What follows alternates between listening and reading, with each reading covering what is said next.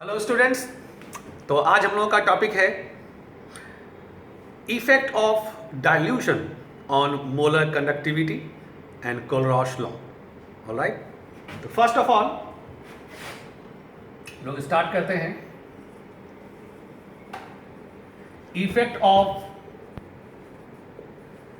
Dilution on molar conductivity. Lambda M, ये capital lambda है, of solution. As you know, the molar conductivity is equal to conductivity kappa into 1000 divided by molarity. Molarity represents concentration. This is the relation. And dilution का मतलब तो आप जानते हैं, addition of solvent without changing amount of solute। और आप ये भी जानते हैं कि on dilution जैसे जैसे आप ऐड करेंगे solvent water, volume increases, volume बढ़ेगा, and with increase in volume molarity concentration decreases. Alright, तो ऑन डाइल्यूशन मोलैरिटी डिक्रीजेस। और आप देख रहे हैं कि molar conductivity lambda M is inversely proportional to molarity. तो on dilution volume increases, molarity decreases, that means molar conductivity increases। तो molar conductivity increases on dilution, but the variation in molar conductivity on dilution depends upon nature of electrolyte. किस तरह से वो बढ़ेगा, ये तो सही है कि बढ़ेगा, जिसे से आप डाइल्यूट करोगे मोलर कंडक्टिविटी बढ़ेगी, ये रिलेशन ये प्रूव कर रहा है। लेकिन वो किस तरह से बढ़ेगा, उसका वेरिएशन, उसके वेरिएशन का ट्रेंड क्या होगा, ये डिपेंड करेगा इस बात पे कि जो आपने इलेक्ट्रोलाइट यूज किया है वो इलेक्ट्रोलाइट स्ट्रॉन्ग है या फिर वीक है। ऑलराइट, तो इसके दो कंडीशंस हो जाएंगे, for strong electrolyte and for weak electrolyte. आइए हम लोग अलग अलग करते हैं डिस्कशन इस पे। फॉर स्ट्रॉन्ग इलेक्ट्रोलाइट, तुम जानते हो कि स्ट्रॉन्ग इलेक्ट्रोलाइट 100% आयनाइज होता है, कंप्लीट डिसोसिएशन, कंप्लीट आयनाइजेशन। तो आपके पास मान लो कंटेनर है जिसमें आपने स्ट्रॉन्ग इलेक्ट्रोलाइट लिया हुआ है लाइक KCl। तो आपके पास पोटेशियम आयन, क्लोराइड आयन ये लार्ज नंबर में प्रेजेंट होंगे क्योंकि ये 100% क्या हो गए हैं, आयनाइज हो गए। तो with in the limited volume, छोटे से वॉल्यूम में ह्यूज नंबर में होंगे आयंस। इससे क्या होगा, इंटर आयनिक डिस्टेंस, दो आयन के बीच की दूरी बहुत कम हो जाएगी। इससे क्या होगा, इससे यह होगा कि इंटर आयनिक इंटरेक्शन मौजूद रहेगा, स्ट्रॉन्ग रहेगा। इस तरह से क्रिस्टल से आयनाइज होने के बाद भी कैटायंस, एनायंस एक दूसरे से कंप्लीटली सेपरेट नहीं है, मतलब वो डिसोसिएट नहीं है। तो इस केस में हम आयनाइजेशन बोलेंगे, डिसोसिएशन नहीं बोल सकते, है ना। और अगर ये कंप्लीटली डिसोसिएटेड नहीं है due to inter ionic interaction, तो उस केस में जो आयंस है वो फ्री नहीं है, कंप्लीटली फ्री नहीं है, पूरी तरह फ्री नहीं है। और जब ये पूरी तरह फ्री नहीं है तो फिर आयनिक मोबिलिटी मैक्सिमम नहीं है। ये पूरी तरह से फ्री होकर घूम फिर नहीं सकते, मोबाइल नहीं हो सकते। तो इस केस में जो मोलर कंडक्टिविटी होगी वो पार्शियल होगी, 100% नहीं होगी। ऑलराइट, जब इसे आप डाइल्यूट करोगे, ऑन डाइल्यूशन वॉल्यूम बढ़ेगा, मतलब इंटर आयनिक स्पेस डिस्टेंस बढ़ेगा। जब दूरी बढ़ेगी आयंस के बीच, तो उनके बीच जो अट्रैक्शन है, इंटरेक्शन है, वो क्या होगा, वो कमजोर होगा, वीक होगा। और जैसे जैसे वीक होगा इंटरेक्शन, तो फिर आयंस ज़रा फ्री होते जाएंगे, आयनिक मोबिलिटी बढ़ती जाएगी, तो मोलर कंडक्टिविटी क्या होगी, बढ़ती जाएगी। जैसे जैसे आप डाइल्यूट करते जाओगे, ये प्रोसेस होता जाएगा एंड मोलर कंडक्टिविटी आपकी बढ़ती जाएगी। जब आप पहुंच जाएंगे एट इनफाइनाइट डाइल्यूशन, मतलब जब वॉल्यूम क्या हो जाए, इनफाइनाइट। अगर वॉल्यूम हो गया इनफाइनाइट, तो अब सोचिए मोलैरिटी आपकी क्या हो जाएगी। मोलैरिटी ये होती है number of moles of solute into 1000 by V। और अगर V आपका इनफाइनाइट हो गया तो मोलैरिटी क्या हो गया, टेंड्स टू 0, मतलब मोलैरिटी आपकी हो जाए 0।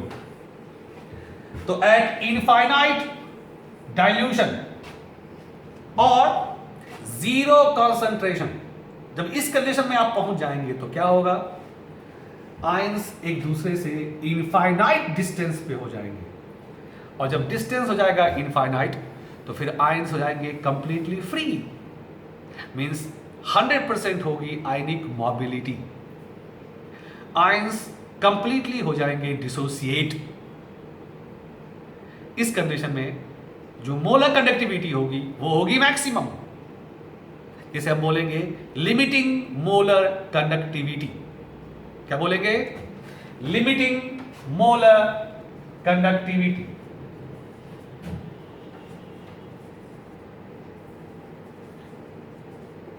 Limiting molar conductivity. और इसका सिंबल लेंगे लैम्डा m नॉट 0 या लैम्डा m इनफाइनाइट।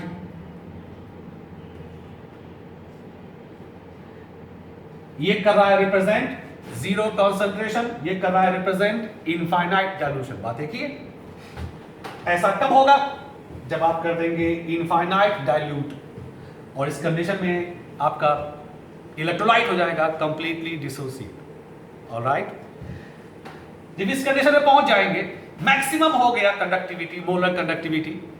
अब उसके बाद अगर आप और फर्दर डाइल्यूट करते हैं कोई फायदा नहीं होगा। क्यों? क्योंकि मोबिलिटी मैक्सिमम हो चुकी है, मोलर कंडक्टिविटी मैक्सिमम हो चुकी है, अपर लिमिट को वो टच कर गया है। अब उसके बाद डाइल्यूट करने से कोई फायदा नहीं होगा, तो आप वहीं रुक जाइए। ये सारा कुछ जो हम लोगों ने डिस्कशन किया है, ये 3 साइंटिस्ट का कंबाइंड थ्योरी है।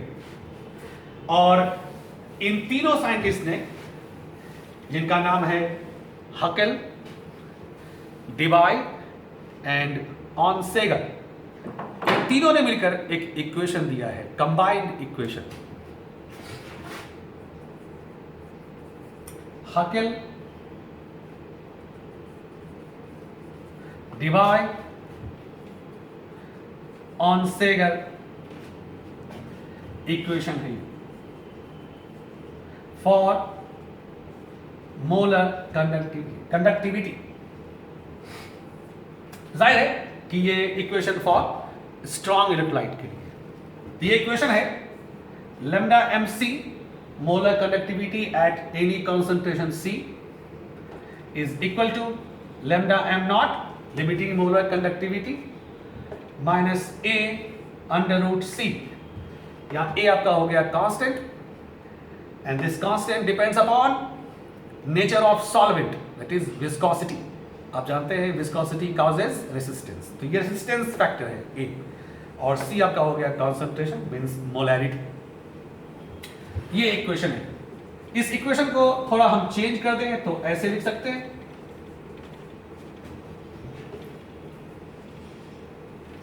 ये देखिए इस इक्वेशन पे आ गया y is equal to mx plus C. This is straight line equation, आप जानते हैं।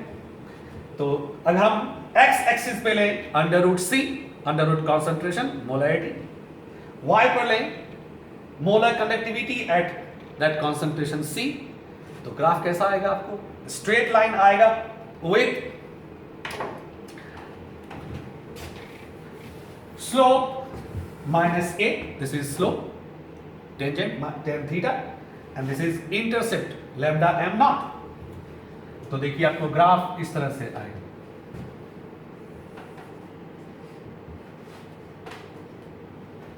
हमने ले लिया अंडर रूट सी along x axis, lambda mc along y axis। मान लीजिए कि ये आपका, ये देखिए ग्राफ है,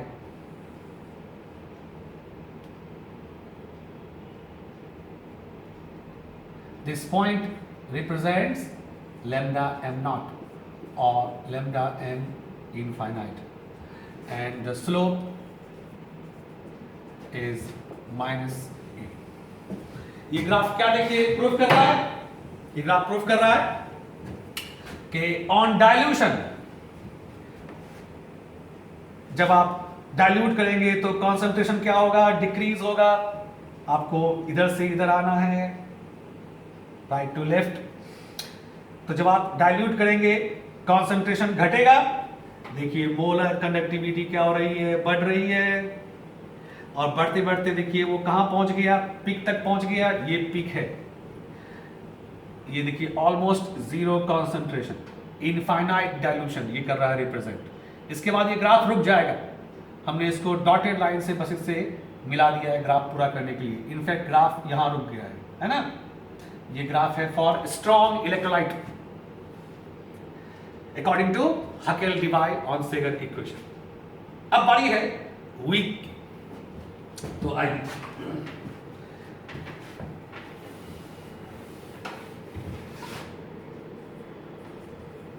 फॉर वीक इलेक्ट्रोलाइट। आप जानते हो कि वीक इलेक्ट्रोलाइट पार्शियली आयनाइज होते हैं।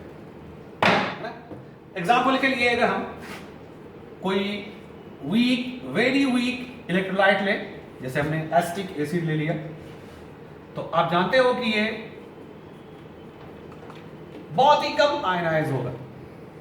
मींस जब आप एसिटिक एसिड सॉल्यूशन लोगे तो आपके कंटेनर में जो आयंस प्रेजेंट होंगे, एनाइन एंड केटाइन, ये आयंस बहुत ही लिमिटेड नंबर्स में होंगे, बहुत बहुत बहुत बहुत कम। जब नंबर ऑफ आयंस बहुत कम है तो जाहिर है कि उनके बीच, आयंस के बीच जो गैप है, डिस्टेंस है, वो अच्छा खासा होगा। कॉम्पैरेटिवली ये फ्री है to move, means freedom, ionic mobility, यहां कोई टेंशन नहीं है। आयनिक इंटरेक्शन यहां कोई फैक्टर नहीं है। आयंस शुरू से ही कंप्लीटली फ्री है। Means in case of weak electrolyte आप बोले आयनाइजेशन या डिसोसिएशन, एक ही बात है। तो इस केस में आयंस ऑलरेडी डिसोसिएटेड है, फिर भी आप पाओगे कि मोलर कंडक्टिविटी बहुत बहुत कम है। इसका रीजन ये है कि यहां नंबर ऑफ आयंस ही बहुत कम है, बिकॉज ऑफ वीक इलेक्ट्रोलाइट। ठीक है ना?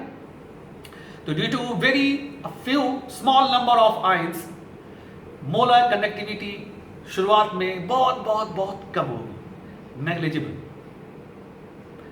ऑल्दो आयंस फ्री है, लेकिन नंबर ऑफ आयंस बहुत कम है। जब इसे आप डाइल्यूट करोगे तो ये थोड़ा बहुत फर्दर आयनाइज होगा, थोड़े बहुत नंबर ऑफ आयंस बढ़ेंगे, तो आहिस्ता आहिस्ता स्लोली स्लोली बढ़ेगी मोलर कंडक्टिविटी, है ना? आप डाइल्यूट करते जाओगे, ये स्लोली स्लोली आयनाइज होगा, स्लोली स्लोली बढ़ेगी मोलर कंडक्टिविटी। जब आप पहुंच जाओगे एट इनफाइनाइट डाइल्यूशन, तो आप पाओगे कि उस वक्त भी मोलर कंडक्टिविटी बढ़ ही रही है धीरे धीरे, क्योंकि आप जानते हो कि जो वीक इलेक्ट्रोलाइट होते हैं वो कभी भी 100% आयनाइज नहीं होते। क्यों नहीं होते? क्योंकि इस केस में फॉरवर्ड से ज्यादा फास्ट बैकवर्ड होता है। मींस जो आपका डिसोसिएशन है उससे फास्ट कौन है? प्रेसिपिटेशन। तो इसमें से जितने यहां आते हैं आयनाइज होते हैं, रिकंबाइन होकर फिर वो बन जाते हैं। इसलिए ये कभी भी 100% आयनाइज नहीं होते। और अगर 100% आयनाइज नहीं होंगे तो आपको कभी भी नहीं मिलेगा limiting molar conductivity even at infinite dilution. Alright, मतलब वीक इलेक्ट्रोलाइट नहीं ओबे करेंगे हकेल-डिबाय-ऑनसेगर इक्वेशन। अगर आप वीक के लिए यही ग्राफ बनाओगे तो ये ग्राफ कैसा आएगा? देखो मैं आपको दिखाता हूं। ये ग्राफ वीक के लिए है, फॉर वीक इलेक्ट्रोलाइट ये ग्राफ है। मान लो शुरुआत में यहां पर है आपका मोलर कंडक्टिविटी इनिशियली, आप डाइल्यूट करोगे ये बढ़ेगा, आहिस्ता आहिस्ता आहिस्ता आहिस्ता ये बढ़ेगा, और फिर ये बढ़ते बढ़ते इस तरह से y एक्सिस के पैरेलल हो जाएगा। मतलब ये कभी भी y एक्सिस को टच नहीं करेगा। मतलब क्या हुआ? यहां आपको नहीं मिलेगा लिमिटिंग मोलर कंडक्टिविटी। यही सबसे बड़ा फर्क है स्ट्रॉन्ग में और वीक में। स्ट्रॉन्ग में आपको मिलता है लिमिटिंग मोलर कंडक्टिविटी, वीक में नहीं मिलता है limiting molar conductivity. Strong electrolyte obey करते हैं हकेल-डिबाय-ऑनसेगर इक्वेशन, वीक इलेक्ट्रोलाइट नहीं करते। ठीक है, दोनों में फर्क समझ में आ गया, स्ट्रॉन्ग और वीक में। ऑलराइट, अब हम लोग बात करेंगे कोलरॉश लॉ की।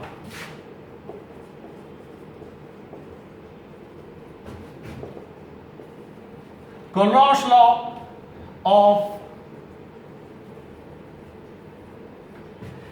independent migration of ions.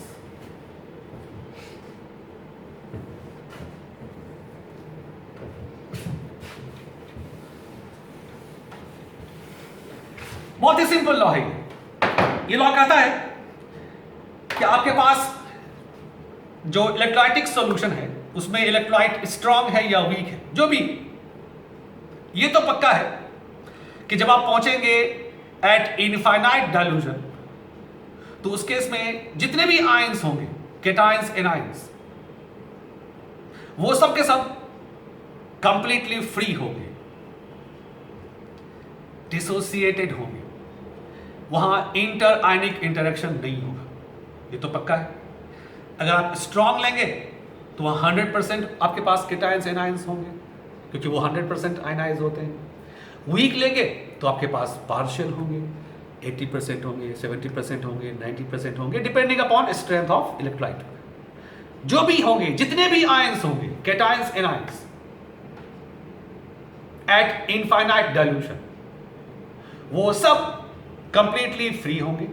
वो सब आयंस, केटायंस एनायंस, अपना अपना मैक्सिमम कंट्रीब्यूशन देंगे for limiting molar conductivity of solution. कई बात समझ में? ठीक है ना? तो ये लॉ हर एक तरह के सॉल्यूशन के अप्लाई होता है, बस दोनों में फर्क याद रखना है आपको। स्ट्रॉन्ग है तो 100% वहां केटायंस एनायंस है, वीक है तो फिर पार्शियल केटायंस एनायंस है।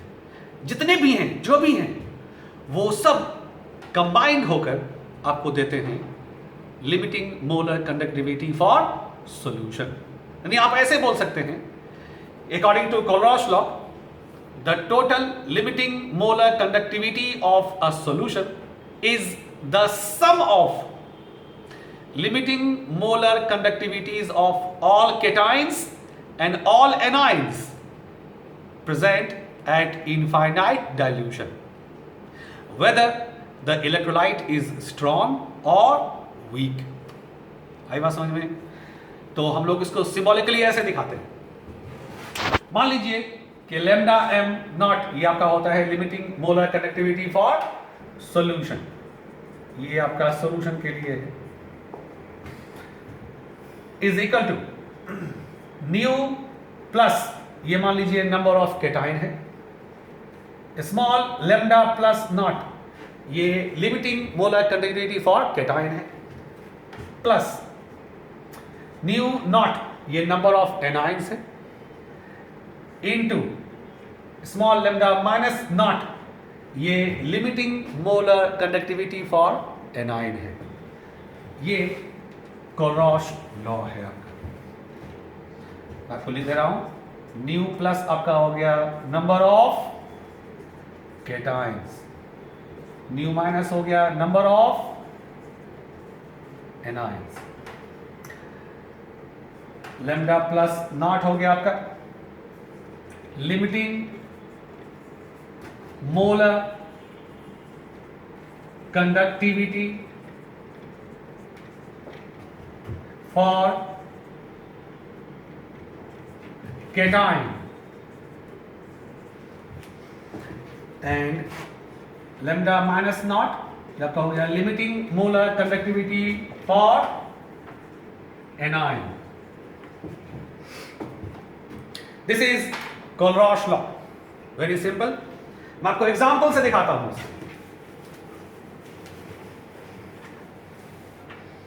मान लो आपके पास ये इलेक्ट्रोलाइट है एल्युमिनियम सल्फेट सॉल्यूशन, और ये स्ट्रॉन्ग है। आप जानते हो कि एल्युमिनियम सल्फेट इस तरह से आयनाइज होगा Al3 plus and SO4 2 minus, balance कर लो 2 3। ऑलराइट, आप देखो केटाइन आपका है एल्युमिनियम आयन, एनाइन है sulphate ion, number of cation है 2 एल्युमिनियम आयन का, एंड नंबर ऑफ एनाइन कितना है 3। अब इसको इस फॉर्मूले पर पुट करते हैं जो आपके सामने ये फॉर्मूला है। तो lambda am not of aluminium sulphate,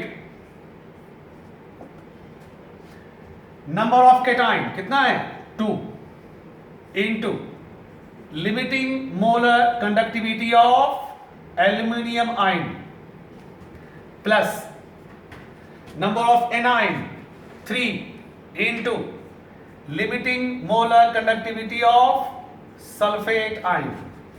ये देखिए इसका एक्सप्रेशन हो गया, इसे बोलते हैं कोलरॉश एक्सप्रेशन। अब क्वेश्चन में आपको दिया रहेगा इसका वैल्यू पुट कीजिए, आपको निकल जाएगा limiting molar conductivity for solution. आई बात समझ में? ये कोलरॉश लॉ है, सिंपल कोलरॉश लॉ, ठीक है ना। अगले क्लास में, नेक्स्ट वीडियो में हम लोग करेंगे discussion applications of Kohlrausch law का, ठीक है, for weak electrolyte. Alright, thank you.